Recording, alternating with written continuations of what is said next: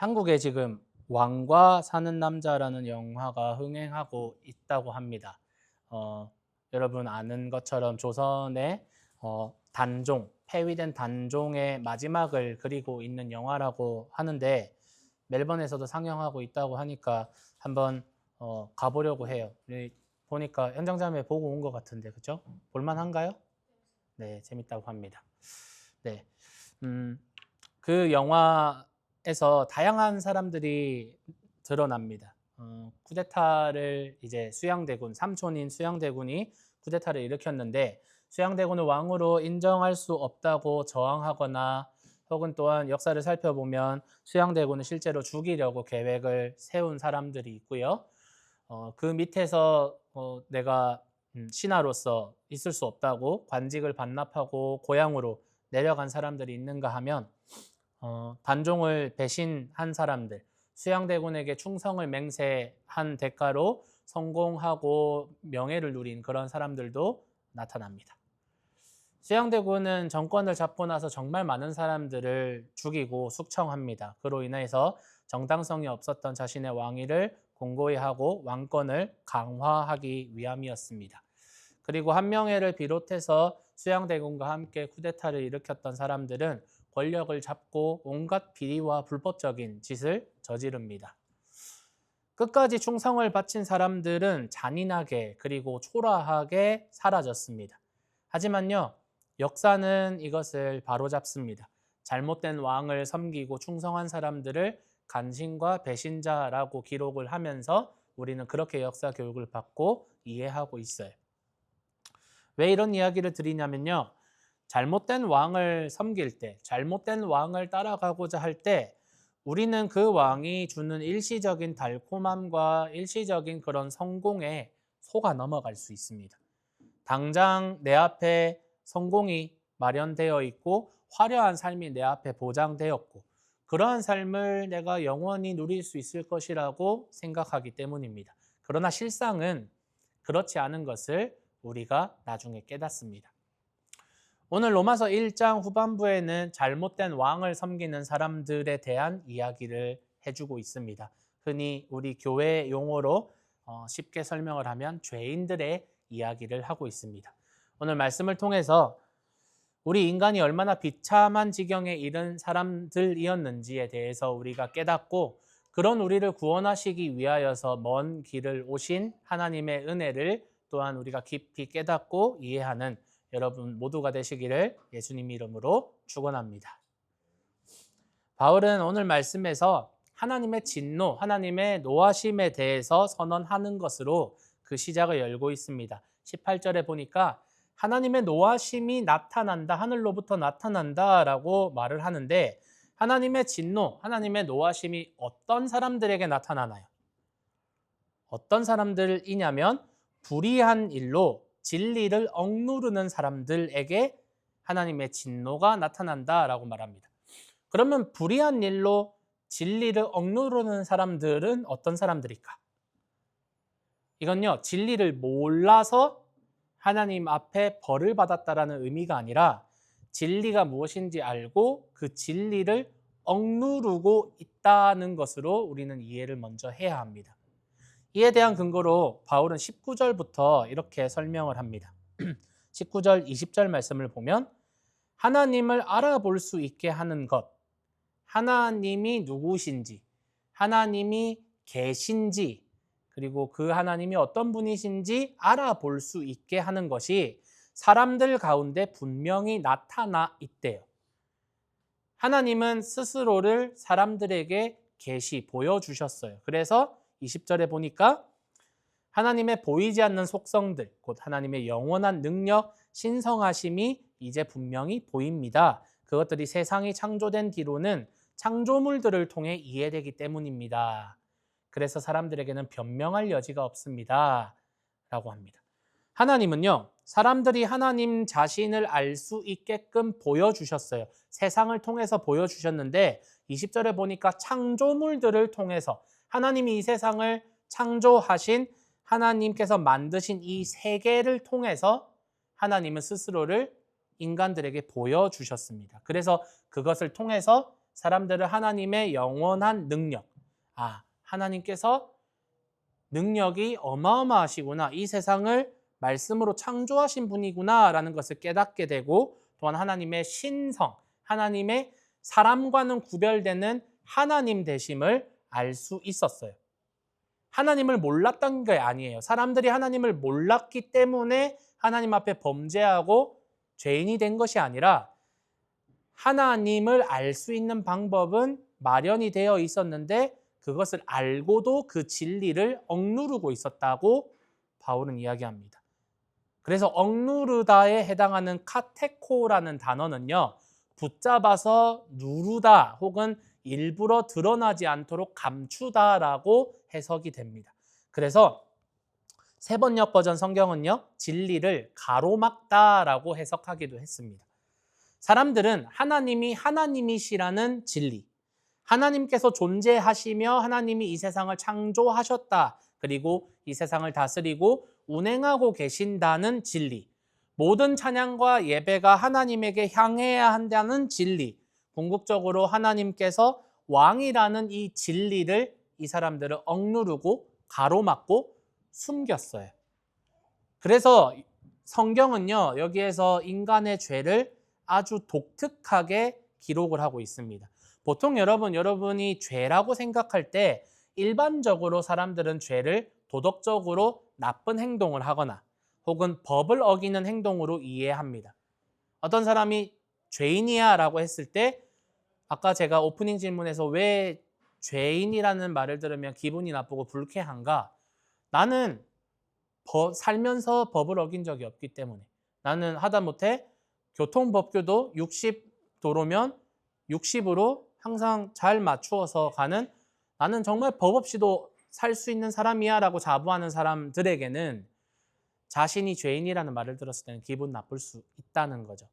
무슨 말이냐면, 일반적으로 사람들은 죄라는 단어를 생각했을 때, 죄인이라는 말을 들었을 때 도덕적으로 나쁜 행동이거나 법적으로 어긋난 행동을 죄 혹은 죄인이라고 여기기 마련입니다. 그러나 바울은요, 진리를 억누르는 사람들의 타락을 어떤 윤리적인 도덕적인 결함이나 도덕적인 타락을 먼저 내세우는 것이 아니라 예배가 왜곡되고 예배가 전환되었다라는 식으로 설명을 하고 있습니다. 21절 말씀 우리 함께 읽어볼까요? 21절 말씀 읽을게요. 시작.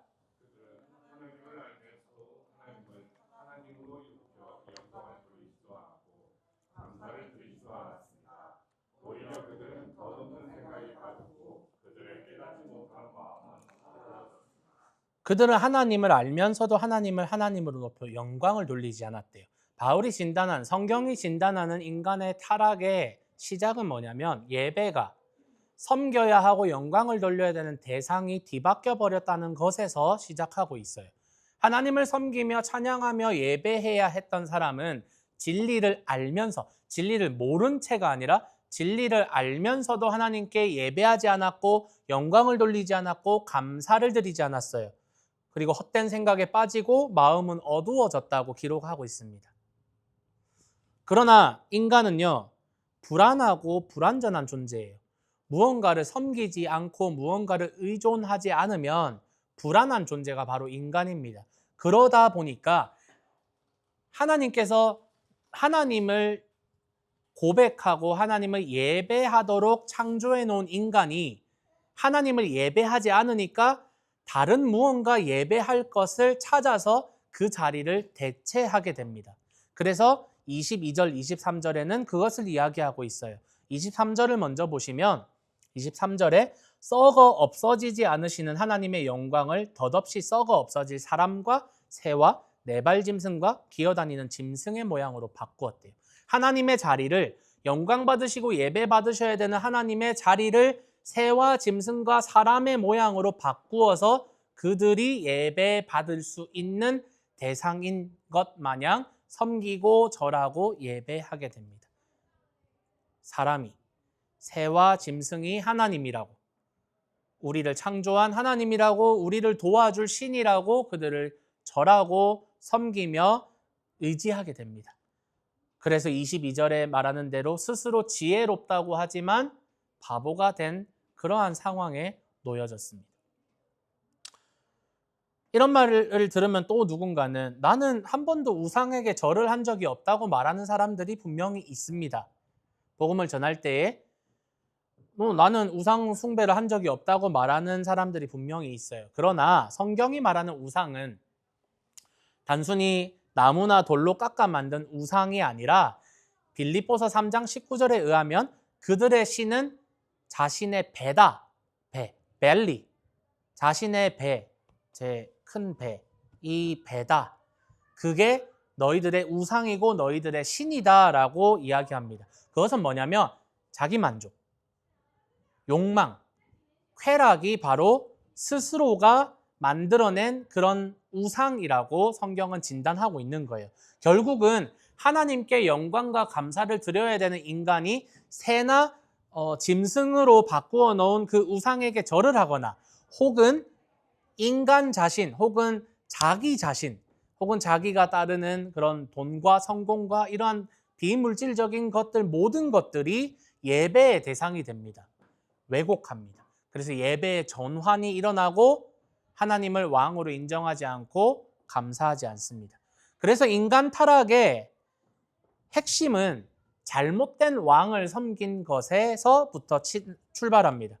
이 땅에 썩어 없어질 것들, 나의 욕망이 하나님 대신에 왕의 자리를 차지하고 나의 절을 받고 나의 숭배를 받습니다. 그것이 죄라고 성경은 이야기하고 있습니다. 그렇기에 죄는 다른 신을 섬기는 어떤 사람들의 문제가 아니라 어떤 특별한 금신상 앞에서 절하는 어떤 특별한 사람들의 문제가 아니라 우리 모두의 문제입니다. 나 스스로를 믿고 하나님보다 나 스스로를 의지하는 우리 모두의 문제고 우리 모두의 심각한 상태인 것을 성경은 폭로하고 있어요. 결국은요, 여러분, 죄는 어떠한 윤리적이고 도덕적인 문제가 아니에요. 물론 윤리적인 문제도 분명히 일어납니다. 후반부에서 지적하는 대로 음란하고 더러운 행위들이 생겨나는 것은 어쩌면 잘못된 왕을 섬기는 사람들의 결말인 것입니다. 그 윤리적인 행위 때문에 그들이 죄인이 된 것이 아니라 그들이 잘못된 왕을 섬긴 결말이 바로 윤리적이지 않은 일들, 더럽고 추악한 일들이 일어나는 결말인 것입니다. 그렇기 때문에 본질은 비윤리적인 행위에 있는 것이 아니라 왕권 문제입니다. 나의 로드십이 누구에게 있는가? 내가 섬기는 왕은 누구인가에서부터 출발한다는 것입니다. 그런 의미에서 진리를 억누르는 사람들은 하나님이 왕이라는 이 진리를 거부하고 막는 사람들임을 우리가 깨달아야 합니다. 그렇다면 그렇게 왕이신 하나님에게 반역을 일으키고 하나님의 자리를 빼앗은 이 사람들, 진리를 억누르는 이 사람들에 대해서 하나님은 어떻게 반응하시나요? 분노하셨겠죠? 그러나 조금은 바울은 다른 이야기를 합니다. 24절 말씀 한번 볼게요. 24절 말씀 보시면 그래서 하나님은 그들을 자기네 마음에 품은 욕망에 넘겨주어 더러운 짓에 빠지게 두셨습니다. 이 말은요, 잘못 읽으면 하나님이 푸시해서 그들이 죄에 빠지게, 욕망에 빠지게 되었다라고 이해하기 쉽지만 이 말을 원어에서 가장 가깝게 해석을 하면 그냥 내버려 두었다라고 해석을 할 수 있습니다. 하나님의 반응은요, 그들이 그렇게 하도록 그냥 내버려 둔 것입니다.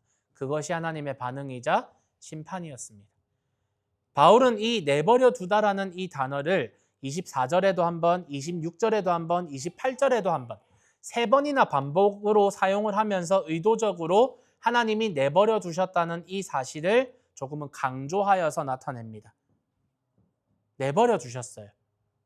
그렇게 한번 해봐. 그렇게 한번 살아봐. 잘못된 왕을 따라봐. 잘못된 왕을 섬겨봐. 어떻게 되나 보자. 내버려 두셨고 그로 인해서 사람들은 결국은 도덕적이고 윤리적인 타락까지 이르게 됩니다. 우리는 하나님의 진노나 하나님의 심판을 벼락이 떨어지거나 이 바닥이 무너져가지고 사람이 막 깊숙이 들어가거나 재앙이 내리거나 즉각적으로 그 사람이 바로 죽음에 이르는 그런 것을 하나님의 진노라고 생각하기 쉽지만 하나님의 진노는 오히려 고요합니다. 하나님의 진노는 고요합니다. 여러분, 남편 여러분 아시겠지만 남편이 뭔가 잘못했을 때 와이프가 조용한 게 더 무섭지 않나요? 아니면 반대 상황에서 와이프가 잘못했을 때 남편이 조용한 게 더 무섭지 않나요? 내가 잘못했는데 부모님이 조용한 게 더 무서운 거예요. 하나님의 이 고요하심은 사실 정말 무서운 심판이라고 저는 생각합니다. 소리치지 않고 화내지 않고 내버려 둡니다. 인간 자신의 욕망대로 자신의 생각대로 자신의 왕좌의 다스림대로 살아가게끔 그냥 내버려 두십니다.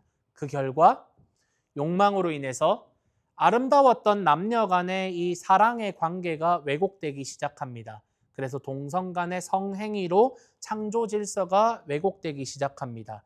그리고 29절부터 31절까지 이르는 수많은 그런 죄악들, 온갖 불의, 악함, 지나친 욕심 등등 시샘, 살인, 다툼 이러한 것들, 헐뜯는 사람들, 하나님을 미워하는 사람들, 시건방진 사람들 혹은 깨닫는 능력이 없고 계약을 지키지 않고 이러한 수많은 윤리적인 타락의 범죄. 바울이 이러한 폭로를 통해서 무엇을 말하고자 하느냐? 32절에 보니까 함께 읽어볼까요? 32절. 다 함께 시작. 이러한 짓들을 저지르는 사람은 죽어 마땅하다고 하신 하나님의 규정을 그들이 압니다.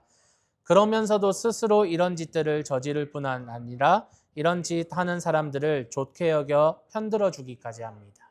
이제는 죄가 죄로 여겨지지도 않습니다. 여러분, 몇십 년 전까지만 해도 예를 들어서 지나친 욕심, 못된 마음이 있는 사람들은 사람들의 평판에서 좋은 면이 없었습니다. 만약에 어떤 사람이 지나친 욕심을 부려서 탐욕을 부린다고 했을 때 그 사람을 뒤에서 욕할지언정 그 사람을 보호해주거나 편들어주지 않았습니다. 그러나 지금 시대, 더 악해진 지금 시대, 죄를 죄로 여기지 않습니다. 부모들이 탐욕을 부리는 자녀들을 훈계하지 않고 교육하지 않습니다. 네 거를 잘 챙겨야지. 그렇게 편을 들어줍니다. 여러분 보십시오. 죄를 죄로 여기지 않고 죄를 정당화하고 죄를 저지르는 사람을 향해서 좋게 여기는, 그 사람의 행동을 좋게 여기는 죄로 인한 이 사회의 완전한 붕괴, 죄가 오히려 정상이 되는 사회를 바울은 이야기하고 있습니다. 지금 이 시대와 너무 닮아 있지 않나요, 여러분? 저는 이 로마서 강해를 제가 기억하는 한 저 중학교 때 처음 로마서 강해를 들었었습니다. 그때가 2000년대 초반이었어요. 한 2001년, 2002년 정도 됐을 것 같아요. 지금으로부터 한 23년 전쯤이죠. 이 말씀을 읽었을 때 도대체 누가 이런 잘못을 저지르는데 편을 들어주겠나, 아무리 세상이 썩어도 라는 생각을 한 적이 있어요. 근데 지금 어떻습니까? 죄가 죄로 여겨지는 세상이 아닙니다. 죄가 오히려 두둔을 받고 편을 들어주는 그러한 세상이 실제로 지금 임하였습니다. 이건요, 여러분, 이 말씀은, 그리고 제가 하는 말은 동성애라는 죄를 특정해서 동성애만을 정죄하는 것이 아닙니다. 동성애 외에도 지금 바울은 폭로하고 있는 너무나도 많은 이 죄악들 똑같아요. 이것은 왕좌를 왜곡해버린 인간이 저지를 수밖에 없는 수많은 결과와 열매를 지금 이야기하는 겁니다. 결국 인간은 그렇게 죄에 무뎌지고 무감각해지고 오히려 죄가 정상이 되고 죄를 저지르지 않는 사람들이 오히려 이상한 사람이 되어지는 그러한 왜곡된 세상이 펼쳐지게 된 겁니다. 이러한 윤리적인 타락은 나쁜 사람들이 벌이는 어떤 특별한 악이 아니라 아주 평범한 사람들, 우리와 함께 출근을 하고 우리와 함께 버스를 타고 지하철을 타고 다니는 그런 평범한 사람들이 하나님 없이 살아갈 때 그 왕좌의 다른 것들을 채워 놓았을 때 가질 수 있는 아주 자연스러운 결과일 뿐입니다.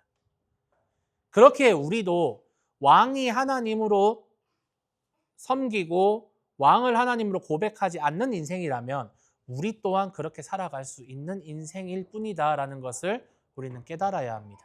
그래서 우리는 반복적으로 이 질문을 던질 수밖에 없고 제가 여러분에게 반복적으로 이 질문을 던지는 것입니다. 여러분의 왕은 누구입니까? 여러분의 왕은 누구입니까?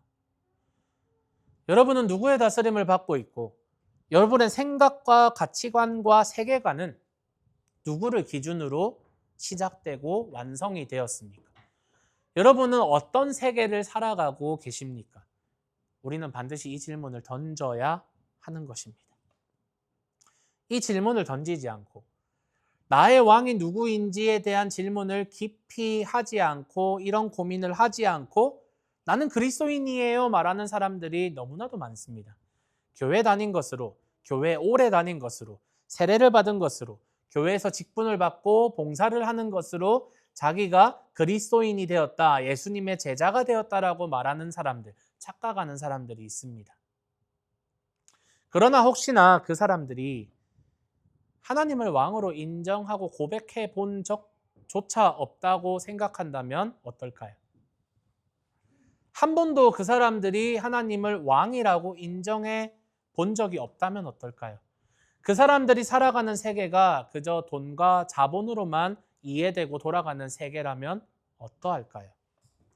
그 사람들이 세상을 이해하고 사람을 이해하는 기준이 하나님이 아니라 자기 자신의 잣대, 내가 기준이 되어서 세상을 이해하고 사람을 이해하고 있다면 어떠할까요? 저는 결코 이런 사람들을 그리스도인이라고 보지 않습니다. 저는 결코 이런 사람들을 예수님의 제자라고 보지 않습니다. 이런 사람들을 성도라고 보지 않습니다. 어떤 사람이 평생을 살아가던 세계가 완전히 붕괴가 되고 하나님이 다스리는 세계가 세워지지 않은 사람은 결코 그리스도인이라고, 결코 성도라고 이름할 수 없어요. 바울은 고린도전서에서 사람의 상태를 세 가지로 분류합니다. 첫 번째는 성령으로 새 생명을 얻은 영에 속한 사람을 하나를 둡니다. 이 사람은 정상적인 그리스도인의 모습입니다. 두 번째는 그리스도 안에 있지만 아직 어린아이와 같은 신앙의 상태에 머물러 있는 사람을 두고 육에 속한 사람이라고 표현합니다. 구원은 받았지만 아직 옛사람, 옛 욕망과 자아가 나의 삶을 주장하고 다스리는 사람들, 거듭났지만 아직 연약한 사람들을 육에 속한 사람들이라고 합니다. 그런데 세 번째 사람, 성령으로 거듭나 본 적도 없고 성령에 대해서, 하나님에 대해서 무지하면서도 자기가 그리스도인이라고 말하는 사람들을 두고 자연에 속한 사람이라고 세 번째로 분류합니다. 그들은 믿음도 없고 성령도 없고 구원도 없는, 생명도 없는 사람들을 뜻하는 것이 자연에 속한 사람이라고 말을 하는 겁니다. 여러분, 교회에는 이 세 가지 부류의 사람들이 다 있습니다. 자연에 속한 사람이 분명히 있고 육에 속한 사람이 있고 영에 속한 사람들이 있습니다. 그들이 함께 같은 복음을 듣고 그 복음으로 인하여서 변화되는 것은 어쩌면 당연합니다. 그렇기 때문에 자연에 속한 사람이 잘못되었다, 그 사람이 교회에 오면 안 되고 그 사람이 공동체에 속하면 안 된다라는 말을 하고 싶은 것이 아니라 그 사람들이 복음을 듣고 성령으로 인하여서 거듭날 수 있도록 교회는 그러한 의무를 가지고 그러한 사명을 가지고 복음을 계속 증거해야 되는 단체라는 겁니다. 우리 교회에 저는 자연에 속한 사람들이 많이 왔으면 좋겠어요. 아직 예수님을 전혀 모르는 사람들이 와서 복음을 듣고 성령으로 거듭났으면 하는 바람이 있습니다. 그들을 거듭나도록 돕는 것이 교회의 의무이기 때문입니다. 하지만 문제는요, 자연에 속한 사람이 교회에 오래 다녔다는 이유 하나만으로 자신을 그리스도인이라고 착각하는 문제가 생겨나고 어떠한 공동체는 그 자연에 속한 사람, 거듭나 본 적도 없는 사람이 리더십이 되고 교회를 움직이고 사람들의 영혼을 흔드는 그러한 위치에 있다는 것이 위험한 상황이라는 겁니다. 물론 우리 교회의 이야기는 아닙니다, 여러분. 앞에서 말씀드린 것처럼 누구의 다스림을 받고 누가 나의 그 사람의 인생의 왕으로 고백되는지에 대한 질문을 던지지 않고 교회에 오래 다닌 것으로 세례받은 것으로 어떤 봉사와 직분에 있다는 것으로 스스로를 그리스도인이라고 말하는 것은 분명한 문제입니다. 하지만 여러분, 우리 모두는 자연에 속한 시절이 있었습니다. 하나님을 모르고 거듭나 본 적도 없고 생명도 없었던, 내 마음대로 판단하고 내 마음대로 살아가고자 했던 시절이 분명히 있었습니다. 그리고 우리 중 누군가는 여전히 자연에 속한 사람이 있을 수도 있습니다. 그러나 저는 여러분 그것이 잘못되었다고 보지 않습니다. 인간이 하나님 대신에 썩어 없어질 것으로 하나님 자리를 대신 왕으로 바꾸어서 섬기는 자연에 속한 상태는 당연하다는 것이 로마서의 선언입니다. 당연한 거예요. 자연에 속한 사람이 있다는 것이 당연한 사실입니다. 인간이 죄인이라는 사실이 당연한 사실이라는 겁니다. 나는 죄인이 아니에요 라고 말하는 것이 오히려 비정상이라는 겁니다. 그러나 지금 세상은 뒤바뀌어져 있죠. 나는 죄가 없다라고 하는 것이 자연스러운 상황이고 죄인이라고 말하는 것이 비정상으로 여겨지는 시대입니다. 하지만 성경은 시대를 초월하여서 진리라고 저는 믿고 고백하고 있습니다. 그러므로 인간이 죄인이라는 사실, 인간이 자연에 속한 사실은 여러분 변하지 않는 진리입니다. 인간은 태어나면서부터 죄인이고 인간이 믿음으로 하나님을 왕으로 고백하지 않는다면, 예수님을 구원자로 고백하지 않는다면 그는 죄인입니다. 그러니 이 당연한 사실을 받아들이고 이 사실을 극복할 수 있는 방법은 무엇인지, 우리가 이 죄인인 상태를 어떻게 극복할 수 있을지에 대해서 교회는 선포해야 하고 알려야 합니다.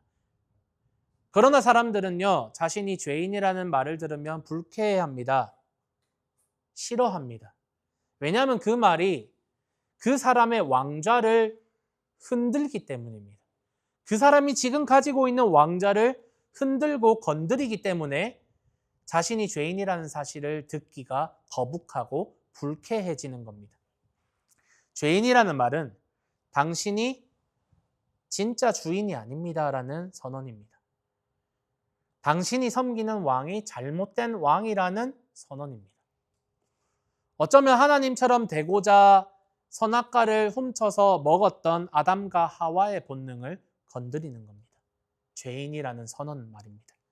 이것은 단순히 너가 도덕적으로 타락했습니다, 너의 행동은 윤리적으로 잘못되었습니다라는 평가가 아니라 죄인이라는 사실은 죄라는 존재를 우리 스스로가 해결할 수 없다는 존재적인 무력감에 대한 선언입니다. 너는 아무것도 할 수 없어. 너는 죽게 될 거야. 너는 죽을 수밖에 없어. 라는 선언이 그 말을 듣는 인간으로 하여금 무력감을 느끼게 만들기 때문에 또한 불쾌한 겁니다. 그러면서 오늘 말씀이 선언하는 것처럼 우리는 이 사실에 대해서 핑계할 수 없다라는 겁니다. 우리가 죄인이라는 사실을 핑계할 수 없다는 겁니다. 우리가 오롯이 우리가 지은 죄인인 상태를 책임질 수밖에 없다는 것. 내가 내 죄를 책임져야만 한다는 것. 그 죄의 결과인 죽음을 내가 책임져야 한다는 이 선언은 단순히 내가 죄의 피해자가 아니라 죄의 피해자이기 원하고 동정을 받기 원하는 인간에게 있어서는 굉장히 불쾌하게 작용합니다. 내가 피해자가 아니라 이 죄라는 시스템의 피해자가 아니라 내가 가해자라는 이 사실, 재판을 받고 죽음에 이른다는 이 사실은 인간으로 하여금 불쾌한 감정이 들게 만들 수밖에 없습니다. 이 죄를 내가 오롯이 책임져야 하지만 그런데 내가 온전히 해결할 수 없는 무력감, 그 사실은요, 반드시 외부의 도움이 필요하다라는 결론에 이릅니다. 결국 내가 해결할 수 없으니 내가 외부에서 도움을 받아야 이것을 해결할 수 있구나. 내가 나 스스로 갚을 수 없는 빚을 졌어요. 예를 들어서 한 한 100 밀리언의 빚을 졌다고 생각해 봅시다. 이제 저는 이 빚을 갚을 수가 없습니다. 제가 하는 노동으로는 도저히 100 밀리언이라는 이 돈을 갚을 수가 없어요. 그러면 어떻게 해야 되나요? 외부에서 도움을 받아야 된다라고 당연히 생각합니다. 국가에서 어떤 도움은 없나? 혹은 내가 은행에 대출을 또 받아야 되나? 사채를 써야 되나? 내가 아니라 외부의 도움을 받아야 된다라는 사실이 다음 스테이지로 넘어갑니다. 그렇기 때문에 너는 죄인이야라는 말은 너는 도움이 필요한 존재야. 너에게 은혜가 필요한 상황이야라는 선언 또한 이 포인트가 어쩌면 사람이 스스로가 죄인이라는 사실 앞에서 가장 불쾌해지는 순간이 아닐까. 사람은요, 누군가에게 도움을 주고 싶어 하고 스스로 자립하고 싶어 하지 누군가에게 찌질하게 도움을 받고 누군가에게 그렇게 의존하려고 하는 성향이 없어요. 스스로 서려고 하고 스스로 해결하기 원하고 그렇게 자신 있는 존재로 살아가고 싶어 하는 것이 인간의 심리라는 겁니다. 그래서 복음은요, 이 왕좌를 허무는 데에서부터 시작합니다. 왜 우리가 죄인이라는 것을 지적해서 우리를 불편하게 만들고 우리를 불쾌하게 만듭니까? 라고 말씀하셔도 복음은 우리가 아무런 소망도 없고 능력도 없는 죄인이라는 선언에서부터 시작하는 겁니다. 왜 죄를 건드려야 하고 왜 죄인의 선언이 있어야 하느냐? 죄인됨이 인정되고 고백되어져야만 그 다음 스테이지로 넘어갈 수 있기 때문입니다. 내가 죄인이라는 사실을 받아들이고 인정하게 될 때 비로소 우리의 왕좌가 허물어지고 그 왕좌에 하나님이 앉으실 수 있기 때문입니다. 사랑하는 여러분, 여러분이 죄인이라는 사실을 여러분 인정하시나요? 진짜 인정하시나요? 불쾌하신가요? 여러분이 그 죄를 다 책임져야만 했다는 사실이 여러분 인정되시나요? 그러나 여러분이 그 죄를 다 해결할 수 없었다는 사실을 또한 여러분 인정하시나요? 복음은 거기서부터 시작합니다. 여러분, 복음은 죄의 인정에서부터 시작하는 겁니다. 말씀을 정리하겠습니다. 제가 오늘 말씀을 통해서 이 죄에 대한 말씀을 통해서 우리가 얼마나 망가졌는지, 우리가 얼마나 소망 없는지에 대해서 다루는 것만 같아요. 여러분, 그렇게 느껴지지 않나요? 죄에 대한 선언은 우리가 얼마나 망가졌는지, 우리가 얼마나 더러운 존재인지, 우리가 얼마나 범죄했는지, 그리고 우리가 얼마나 소망이 없는지에 대해서만 다루는 것 같아 보입니다. 그러나 제가 여러분에게 오늘 말씀을 통해서 드리고 싶은 말씀은 여러분이 얼마나 망가졌는가, 우리가 얼마나 망가졌는가에 대해서 드러내기보다 이러한 사실 때문에 우리가 이만큼 망가졌기 때문에 하나님께서 얼마나 멀리 내려오셨나에 대해서 여러분과 함께 나누고 싶은 겁니다.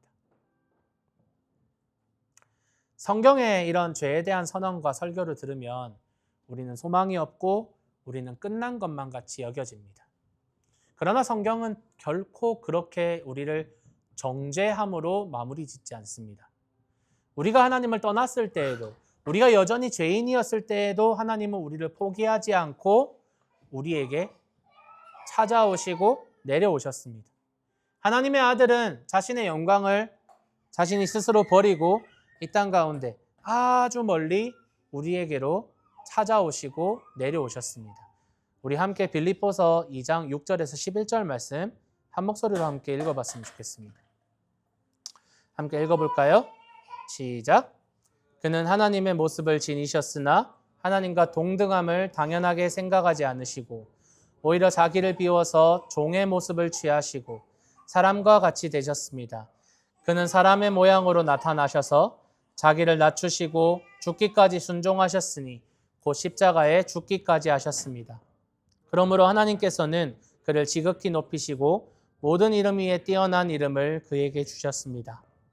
그리하여 하늘과 땅 위와 땅 아래에 있는 모든 것들이 예수의 이름 앞에 무릎을 꿇고 모두가 예수 그리스도는 주님이시라고 고백하여 하나님 아버지께 영광을 돌리게 하셨습니다. 아멘. 우리가 하나님을 하나님의 왕좌에서 끌어내렸을 때, 왕을 향해서 반역을 일으켰을 때, 사랑의 왕이신 예수님께서는 스스로 왕좌에서 내려오셔서 진정한 왕을 잃어버린 이들에게 세상의 질서와는 다른 왕의 모습을 보여주셨습니다. 당장에 달콤하고 나에게 유익할 것 같았던 나만의 왕은 이제는 어느샌가 나를 억압합니다. 나를 강압적으로 다스리고 군림합니다. 나에게 자유를 줄 것처럼 여겼던 돈은 어느새 나를 속박하기 시작합니다.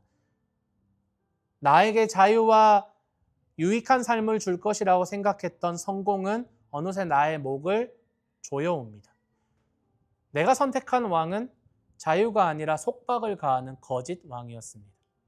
하지만 예수님은 세상의 질서가 그러하듯 강압적이고 위에서 군림하고 속박하는 것이 아니라 우리를 그 헛된 왕좌에서 구속하기 위해서, 그 헛된 왕좌에서, 그 속박에서 우리를 자유하게 하기 위해서 진정한 왕이 누구신지 몸소 보여주십니다. 어쩌면 세상의 질서에 역행하였습니다. 왕의 모습을 보여주신 것이 아니라 종의 모습을 보여주시고 자기를 낮추시고 십자가에 죽기까지 순종하셨습니다. 그러므로 오늘의 결론도 동일합니다. 여러분이 얼마나 끔찍하고 더러운 죄인인지, 여러분이 저질렀던 잘못이 하나님 앞에 얼마나 역겨운지를 말하는 것이 아니라, 그러니까 우리가 망하지 않으려면 반드시 회개해야 된다라는 것을 말하는 것이 아니라, 하나님이 우리 때문에 아주 먼 길을 오셨다. 우리를 버리지 않으신 왕이 우리에게 이미 오셨다. 복음은 바로 우리를 끝까지 포기하지 않으신 그 사랑의 왕, 그 사랑의 왕을 기억하는 것으로 우리에게 다가옵니다. 서론에서 소개드린 영화에 등장하는 어몽도라는 인물이 있습니다. 이 어몽도라는 보잘것없는 사람은, 그리고 단종의 충신들은 이미 폐위된 힘없는 단종을 위해서 목숨을 겁니다. 목숨을 바칩니다. 이미 폐위가 되었고 희망이 없습니다. 그러나 그 왕을 위해서, 자신이 섬기는 진정한 왕을 위해서 목숨을 바칩니다. 왜냐하면 그들의 진정한 왕은 수양대군이 아니라 단종이라는 확신이 있었기 때문입니다. 하물며 이 세상의 진정한 왕이신 예수님을 왕으로 고백하는 우리의 삶의 자세가 이러해야 하지 않을까요, 여러분? 완전히 뒤바뀌어진 가치관으로 세상을 역행하며 살아가려면, 사람들과 다른 가치관으로 이 세상을 살아가려면 여러분 목숨 정도는 걸어야 하지 않을까요? 우리의 믿음의 선배들이 그러하였듯 우리도 예수님을 그 정도 각오로 사랑해야 하지 않을까 여러분에게 도전 드리고 싶습니다. 사랑하는 여러분, 우리를 위해서 목숨을 바치신 예수님을 기억합시다. 우리가 얼마나 죄인이냐에 포커스를 두는 것이 아니라 그런 우리에게 아주 멀리 하나님이 우리를 찾아오셨다. 그 사실을 여러분이 반드시 기억하셨으면 좋겠습니다. 이 사실을 믿고 이 사실을 고백하며 예수님을 진정한 왕으로 고백하는 여러분 모두가 되시기를 예수님의 이름으로 축원합니다.